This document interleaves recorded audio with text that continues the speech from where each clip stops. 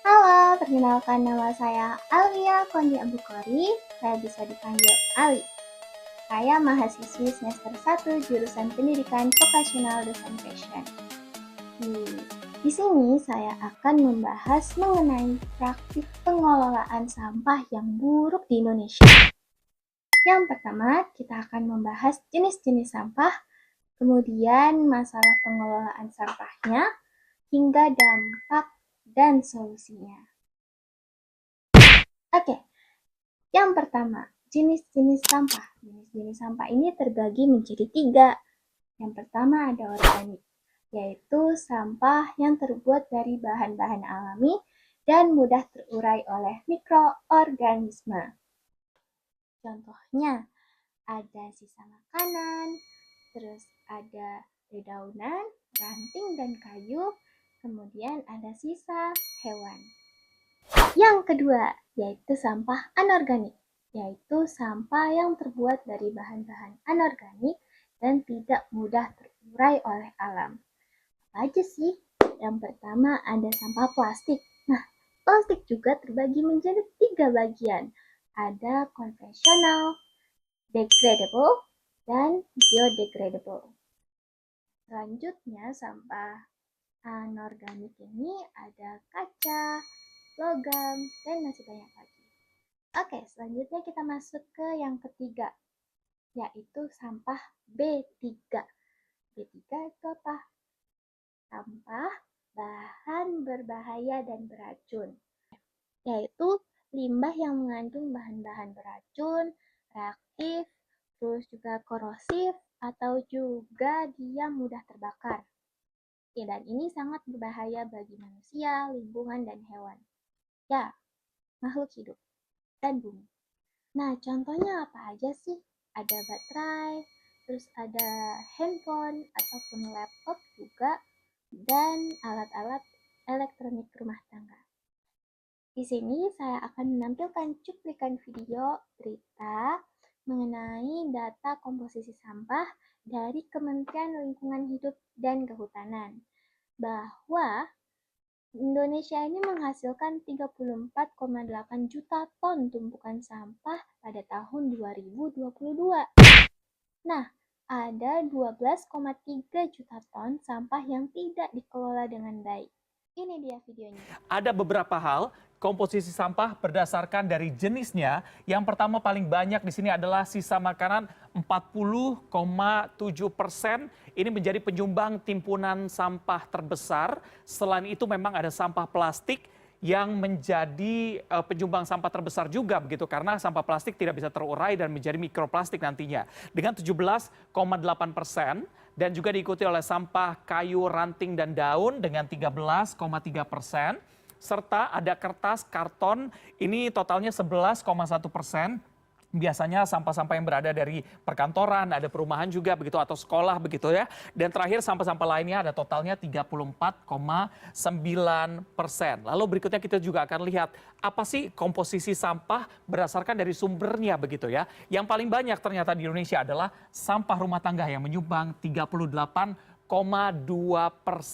Nah, lalu yang berikutnya ada sampah dari pasar tradisional, ini totalnya 27,8%. Ingat, sampah makanan tadi yang menjadi nomor 1 begitu ya. Ini bisa disumbang dari sampah rumah tangga juga, serta dari pasar tradisional. Lalu yang berikutnya, sampah dari pusat perniagaan, dari perkantoran, mal, dan sebagainya ini ada 14,4%. Dan sampah-sampah lainnya 19,6%. Setelah kita melihat data komposisi sampah berdasarkan sumber sampah pada tahun 2022, sekarang kita akan membandingkan dengan diagram pie dari data Sistem Informasi Pengelolaan Sampah Nasional pada tahun 2024.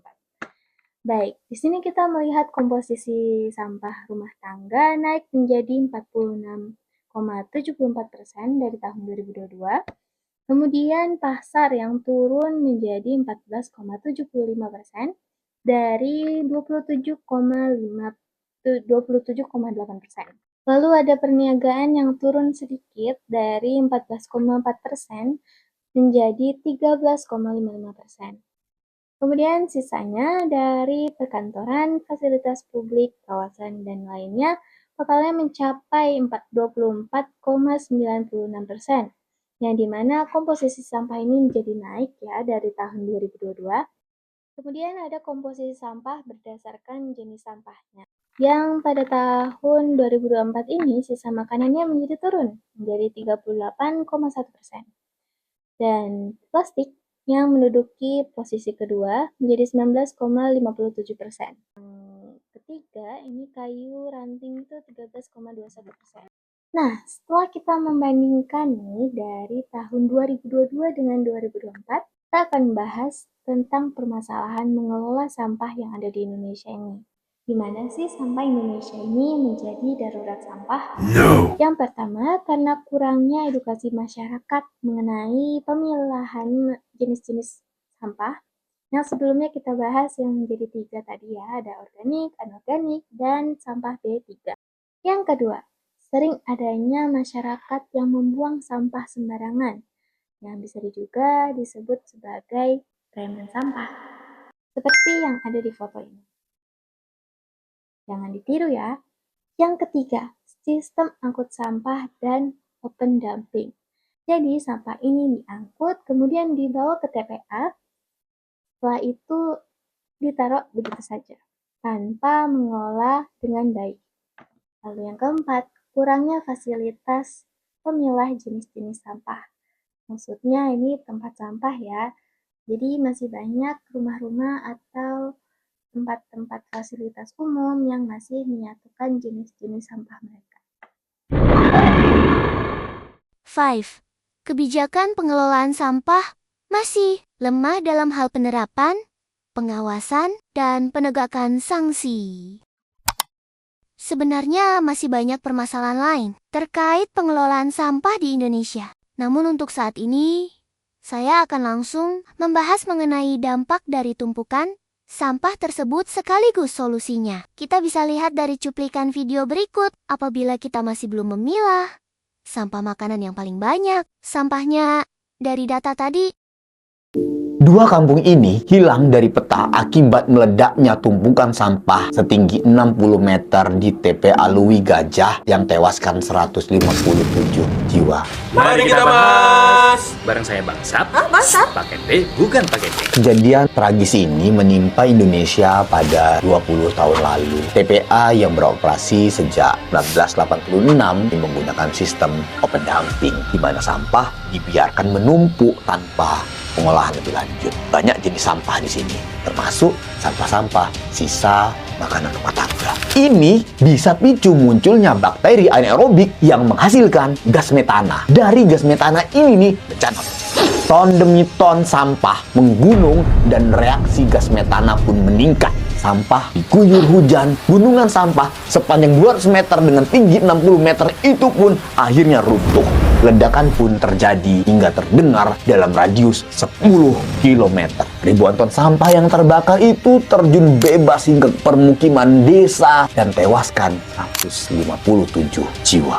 Desa itu adalah Kampung Cilimus dan Kampung Pojok. Kejadian tragis ini harusnya jadi pelajaran buat kita semua. Jadi, apa yang bisa kita lakukan? Berilah makanan sesuai dengan kebutuhan dan manfaatkan sisa makanan dengan bijak. Yang kedua, ubah sisa makanan menjadi kompos untuk menyuburkan tanah. Yang ketiga nih, ajak keluarga dan teman untuk lebih peduli mengelola sampah sisa makanan. Dengan langkah sederhana ini, kita bisa mencegah ledakan TPA dan menjaga bumi tetap aman. Selain solusi yang diberikan Bang Sap, saya juga akan menambahkan sedikit solusi yang lagi tren saat ini tentang cara membuang sisa makanan.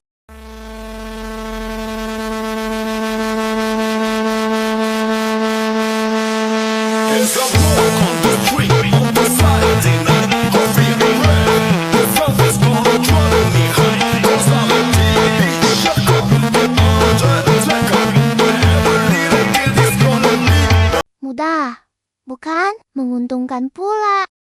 Selanjutnya kita membahas dampak mengenai sampah plastik. Pasti teman-teman tahu ya berita mengenai hujan di Jakarta yang mengandung mikroplastik. saya akan menampilkan cuplikan berita tentang mengapa bisa air hujan terkena mikroplastik. BRIN menyebut munculnya mikroplastik ini salah satunya dipicu sampah di tempat pembuangan akhir yang dibiarkan terbuka dan tidak diolah. Pembuangan akhir sampah. Kenapa menjadi sumber mikroplastik yang ada di udara dan yang ada di air? Karena memang itu kan sampah itu kan sebagian besar TPA yang ada di Indonesia dan kemudian yang ada di sekitar Jabodetabek sebagian besar itu masih open dumping atau datang kemudian dibawa truk kemudian ditumpahkan begitu saja. Memang sudah ada, sedangkan sampah-sampah plastik yang lain itu dibiarkan terkena panas, terkena cahaya matahari, terkena gesekan angin dan itu bisa menjadi sumber mikroplastik yang baru. Jadi memang salah satu hasil riset yang telah kami publikasikan itu mikroplastik dari wilayah tempat pembuangan air sampah itu bisa meningkatkan mikroplastik 3-9 kali lipat lebih tinggi. Partikel mikroplastik yang muncul di hujan Jakarta tidak hanya berasal dari Jakarta, tapi dari wilayah Jabodetabek. Temuan ini membuat sejumlah warga Jakarta khawatir akan terganggu kesehatannya. Lagi-lagi open dumping. Lalu, bagaimana agar masalah ini tidak semakin membesar? Salah satu langkah awal yang dapat kita lakukan adalah mengurangi penggunaan plastik sekali pakai. Perlu dipahami bahwa mikroplastik bukan berasal dari plastik yang benar-benar hilang, melainkan dari plastik jenis degradable yang hanya pecah menjadi partikel berukuran sangat kecil. Contohnya, kita dapat mulai membawa tumbler, menggunakan wadah makan sendiri ketika membeli makanan, serta membawa tas belanja pribadi. Selain itu, kita juga perlu mengetahui bahwa mikroplastik kini telah menyebar luas dan bahkan tidak menutup kemungkinan bahwa tubuh kita juga telah terpapar partikel tersebut. Jadi kalau bukan kita siapa lagi? Kita harus menjadi contoh bagi orang-orang sekitar agar masa depan kita tidak suram.